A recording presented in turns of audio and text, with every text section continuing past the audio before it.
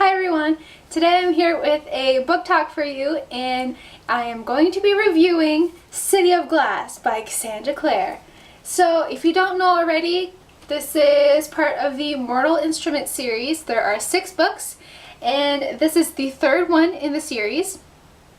And it's pretty epic. I can't really tell you what it's about without spoiling you about anything, so just trust me on this. Go read books 1 and 2 if you haven't already, then read number 3, and then come back and we can discuss it together, okay? Because I don't want to spoil you guys on this. There's so much happening in this book that you just have to read it to know how I feel about this book, okay? So go read it. I'll be here waiting for you. Go ahead, go and read. I'll just wait. Go. If you're still here, I'm hoping you've read the book already, because I'm going to spoil the heck out of you. So let's get on to it, shall we? So what happens in this book? So much stuff. So we start off with the gang, Alec, Isabel, Jace and Simon and Clary. So they're planning on going to Idris to stop Valentine, and the plan is that they're going on a certain date. But then Jace changes his mind and he's going earlier than what planned and not telling Clary about it so that she's safe. And I know that it's a good reason to leave her behind so that she'll be protected from all the danger that's going to happen in Idris, but still, I mean, you know she's going to go anyways. It's Clary. She's going to find a way to get there, and obviously she does. I mean, it's Clary. Come on. So Clary finds a way to get to Idris. She opens a portal on her own with her new magical abilities, and thank God that Luke went with her, because they fall if you don't have somebody waiting for you on the other side of the portal, you might not get there at the right place. You might die or something bad's gonna happen to you.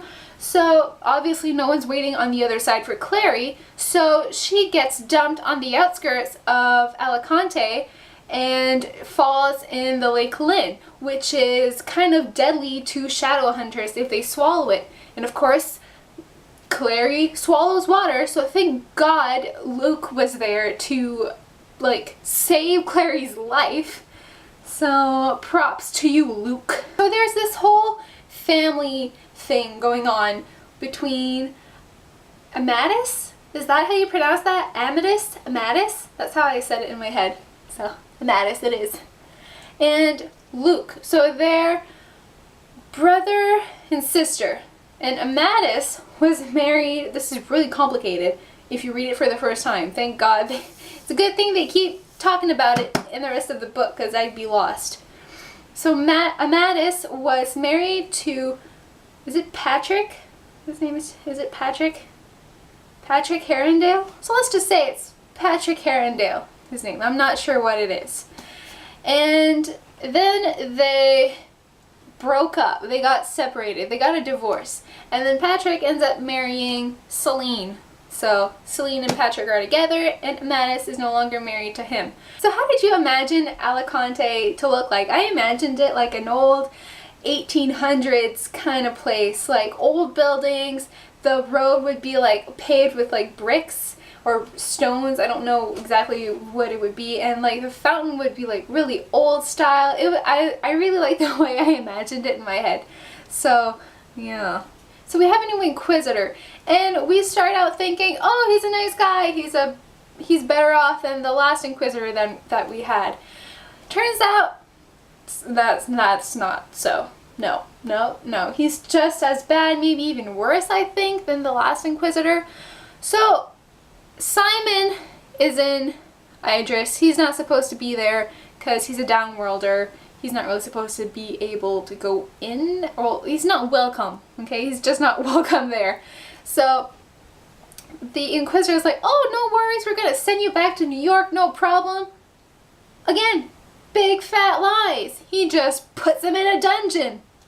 Okay, sure, why not? Let's put Simon in a dungeon. Leave him leave him dare to rot. Yeah, okay. I did not see it coming that Samuel was actually Hodge.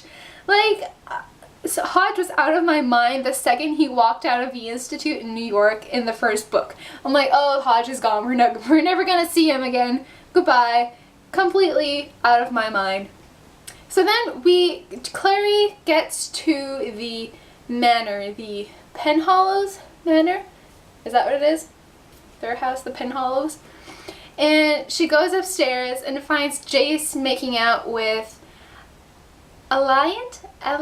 What's her name? Alliant? Aline. Her name is Aline. Yeah.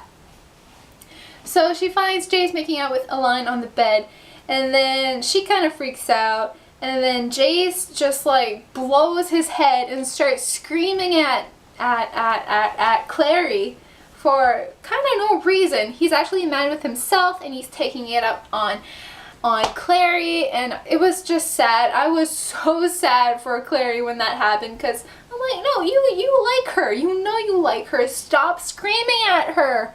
Okay, and that whole brother-sister thing, I am so glad we finally have it revealed for sure that Clary and Simon are not, I repeat, they are not brother and sister. Whew, that is a load off my shoulders, because I was like tired, sick and tired of having Clary and Jace not being able to be together, because, you know, they're meant to be. There's this attraction that can't be ignored, and it was just frustrating that all this time they were like, oh no, we can't be together, it's so gross that brother and sister, blah blah blah. So we meet a new character in this book. His name is Sebastian. So what did you guys think about Sebastian at first? I really liked him. I was like, oh, Clary can move on from Jace, I guess, since he's her brother, but not really. So yeah, I really liked Sebastian. He was nice. He was really charming. He helped Clary find the warlock that they were looking for. But it started getting pretty iffy when Sebastian was kissing Clary, and then she like kind of hesitated, and then he was holding her wrist like really tight, and I was like, uh-oh, no, please, not another weirdo, please, no. But of course, we need to have this crazy stalker dude that's like abusive towards girls. Like, why can't we have nice people in the world? Jocelyn is back. Did you guys think that it was some kind of like fake-o thing, that it wasn't really Jocelyn? Because I did. I was like, no, that's not Jocelyn. We didn't see her come back. We don't know it's her.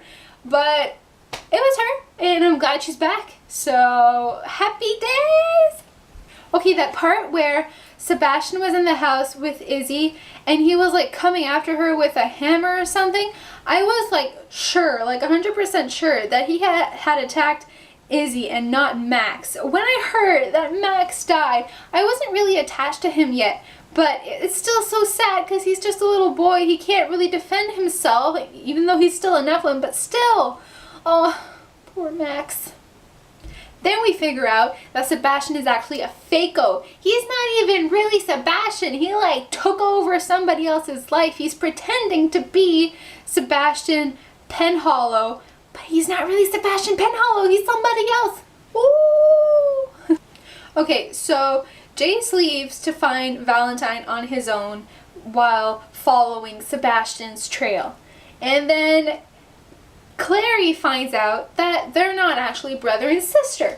But too bad, because Jace is gone to kill himself practically, so when I read that part, it was at night, and that's the last chapter I read that day, and I couldn't sleep because I kept thinking, what the heck is going to happen? Is Jace going to die? Are they never going to be able to be together because Jace has run off on this crazy hunt to seek out Valentine and kill him with his bare hands? So I was like freaking out all night, but then the next day was all better because I read what happened and I was all happy again. Okay, so Clary found out that if she creates this rune that she puts on Downworlders and on the Nephilims, that they're kind of connected, that they share their powers. And did you find it weird that Clary put Simon's mark on his head? Like right here on his forehead? I found that strange. Like, why not put it on his arm or on his chest or somewhere not so obvious than on his forehead? That was kind of weird. Yeah.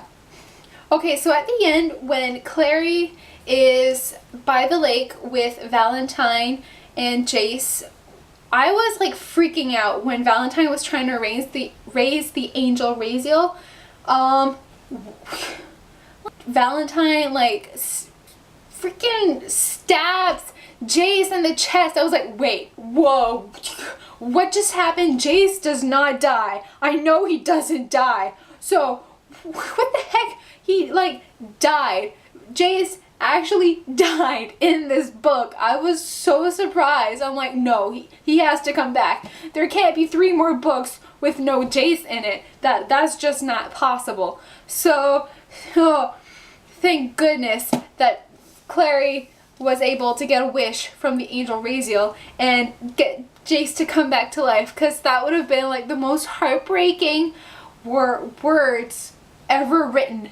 All in all, this was my favorite book out of the first 3 I've read. Go read it. Go reread it. Tell all your friends about it. And we can all fangirl together and love these series together and keep reading them together. And so, yeah. So that was it for today. I love you guys. I'll see you guys next time. Bye!